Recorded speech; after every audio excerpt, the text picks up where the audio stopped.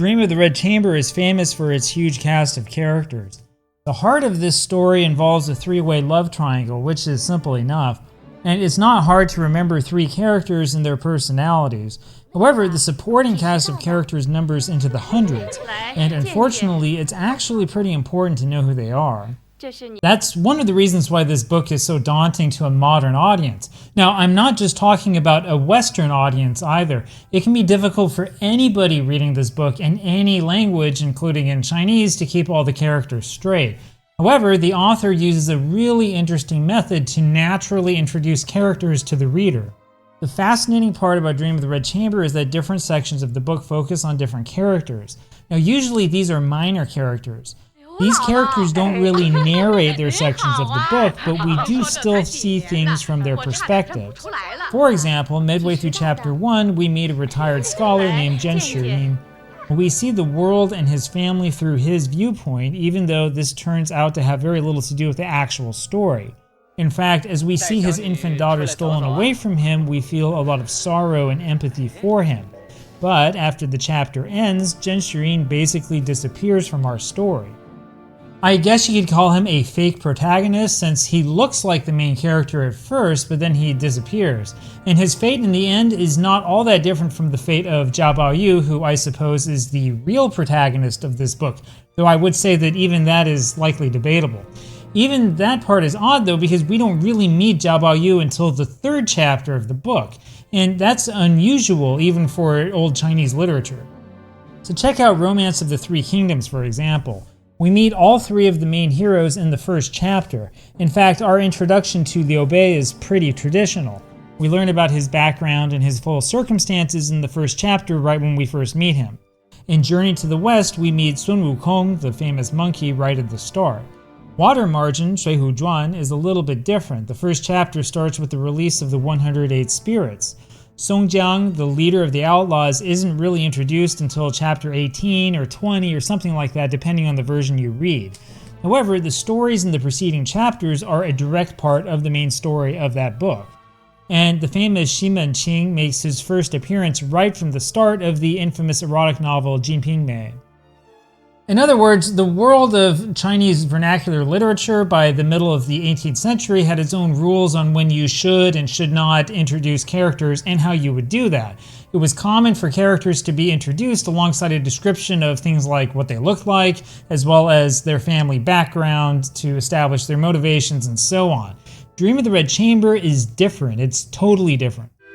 Fans of the book usually have a visual picture of Zhao Baoyu in mind, though it's not really based on any actual segment of the novel.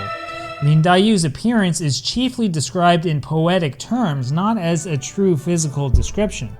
Similarly, Shui Baochai is introduced without any real physical description. That part is left in for the reader's imagination.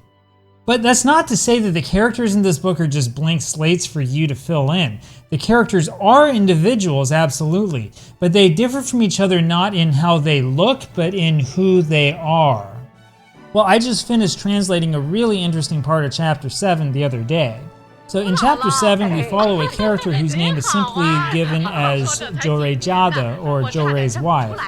We meet her in Chapter 6. She helped take another minor character named Granny Liu around the compound. Now, Zhou wife is extremely well connected within the family and is in a great position to show us what's really going on. But, of course, it's really odd that she's not even given her own name in this book. And like so many things in this novel, this is likely a commentary on the status of women in contemporary Chinese society, that is in the mid-18th century. So her husband never makes an appearance in this book, at least not to my knowledge. I could be wrong. But this character, Zhou wife, is entirely defined by the person that she's married to, even though her status in this family is prominent enough that she can solve complex problems with a word to the right person. That's fascinating for a character who doesn't even have her own name. Anyway, Zhou wife winds up visiting Shui Baochai and her mother on the other side of the family compound. Shui Baochai's mother, who we know as Aunt Shui, gives Zhou wife a bunch of ornamental silk flowers and asks her to give them out to some of the girls in the family. Aunt Shui tells her that her own daughter, Shui Baochai, just isn't interested in fashion accessories like the silk flowers. And there's also an interlude here where we discover that Shui Baochai suffers from a long-term illness, which is kind of similar to Lin Daiyu. Now, it's interesting to note that so many of the women in this novel suffer from things that they can't do anything about. But the thing is that Xue Baochai's illness really is a very complex topic. It's very symbolic, something that we probably need a different video for. Anyway, Zhou Rui's wife leaves with the ornamental flowers.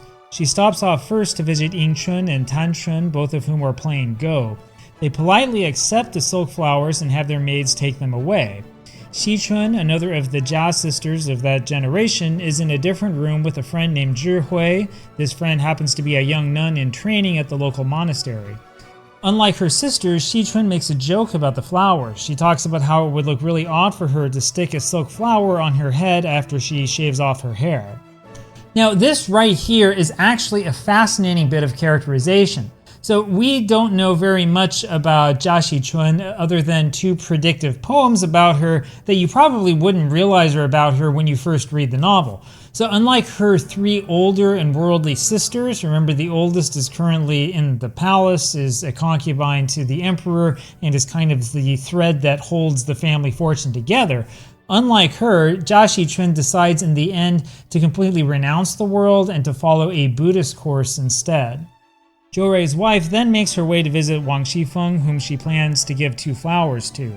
While she is in Wang Xifeng's part of the compound, she visits Wang Xifeng's infant baby who is sleeping. Now, we haven't heard anything about this child up until this point. In fact, this character is only introduced by a temporary name, Dajier, or older sister, indicating that the child has not been given a proper name yet.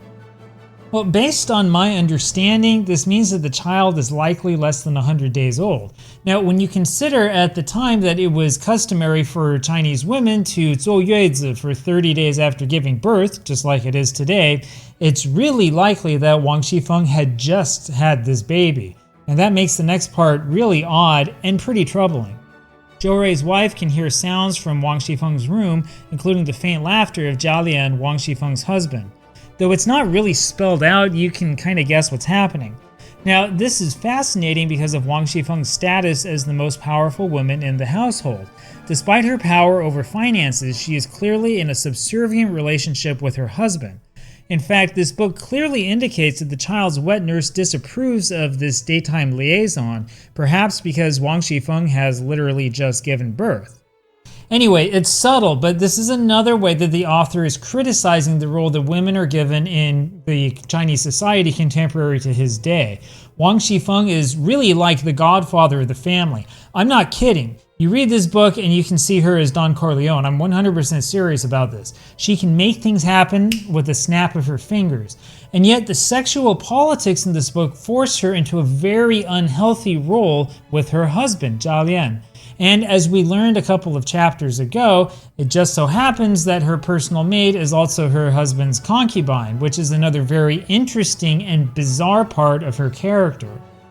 Anyway, Zhou Rui's wife winds up leaving those 2 silk flowers with Ping'er, that's the maid who is Jia Lian's concubine. She then goes over and finds Jia Baoyu and Lin Daiyu together, of course. When she announces that she has silk flowers for Lin Daiyu, Jia Baoyu is the only one who is interested and he asks to see them right away. Lin Daiyu, on the other hand, is mostly indifferent to the flowers.